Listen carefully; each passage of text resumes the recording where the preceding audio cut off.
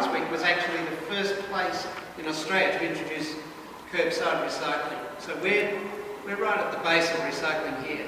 But unfortunately, we've gone backwards. We've been passed by South Australia, the ACT, and many other countries. We need to get back at the forefront. And what we need to do is recycle a much broader range of products and materials. And the biggest product that we need to deal with is motor vehicles themselves. We dump 800,000 vehicles a year in this country, and we don't do it properly. We do it the way we did it in the 1950s. And we should be turning the Ford plant in Broadmeadows into a disassembly plant. We should be putting some of those 800,000 vehicles through that, getting the glass, getting the plastic, getting the metal, and creating huge employment.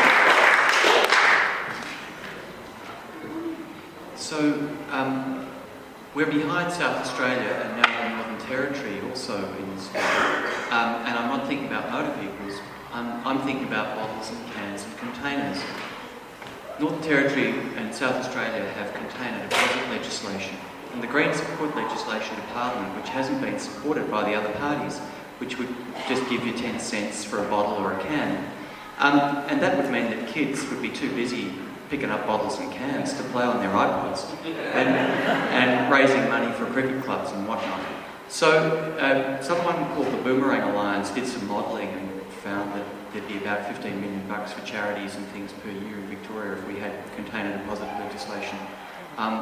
And if you think about a lot of this litter, a lot of it winds up in the Merri Creek and in the stormwater and in the bay, and there's a huge island of plastic bottles just circulating in the North Pacific.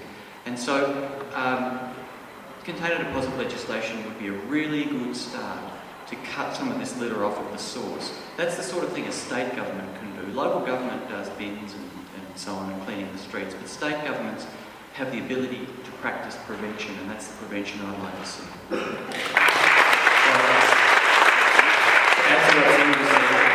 add to what Tim just said, a holistically sustainable society doesn't just leave no trace, it creates no waste in the first place.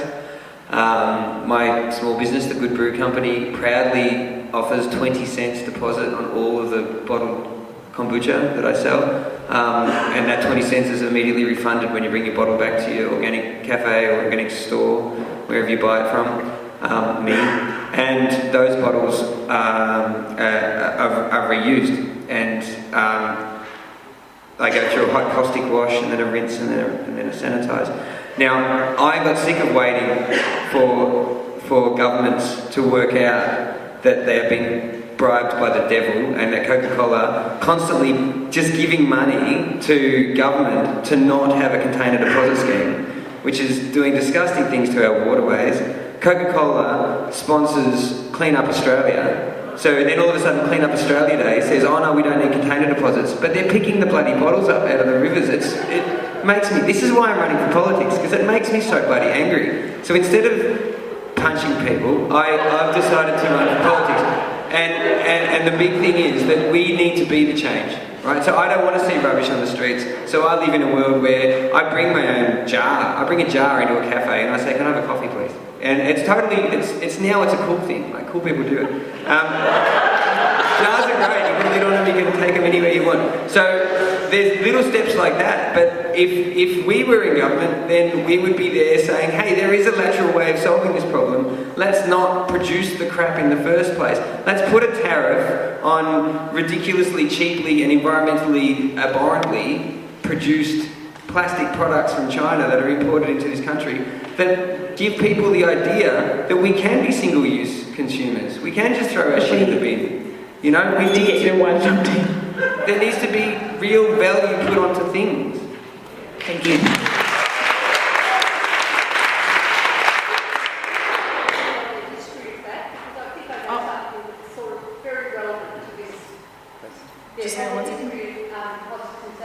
No, we're just waiting to hear from all the candidates, if that's okay, thanks. From my point of view, from recycling, I'm a strong believer that. I actually was born and raised in South Australia, so I come from humble beginnings. So at the beginning, I used to be a form of income for me when I was 10, 12, going out there collecting bottles, 5 cents. And now my brother's part of a football club, and that's one of their private fundraising areas. So you can see that I'm a strong believer of recycling. We should sort of support some sort of deposit scheme in our products. Thank you. Is anyone here Canadian, or has anyone met a Canadian in their life? I was sitting on a bus in Canada a couple of years ago and I saw a homeless man picking up all of these bottles, collecting them to take them to a container deposit thing. And a middle-aged lady was looking at him and I thought she was about to turn to me and say, "Look at that disgusting man covered in filth." And she turned to me and said, "This man has been working so hard all day to pick up all of this trash that we leave behind. It is absolutely abhorrent."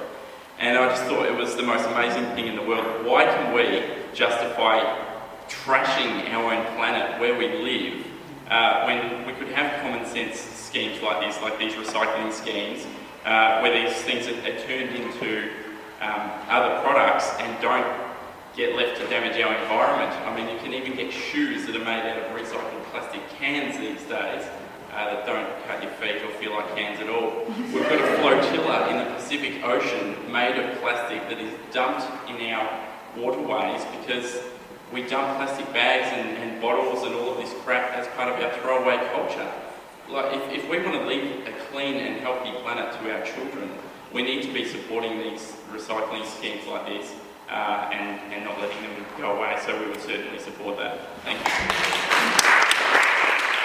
76 or 77, because of it was a divided vote, split parliament, the actual the decisive vote was given by the Speaker of the House, who was an independent, who stood for Port Pirie. He stood as independent Labor when he didn't get pre-selection for Labor, so he was Labor in his thinking. But he was a man who knew that he was ending his political career by doing that, because Port Pirie had a major bottling works for Coca-Cola, and Coca-Cola were campaigning incredibly strongly against him. So he was an independent, so all of you guys who were that coming from behind, didn't know he got it, that he would hit that one vote, cost him the next election, and he knew it would. He died last year, but he got to see what a fantastic influence it had.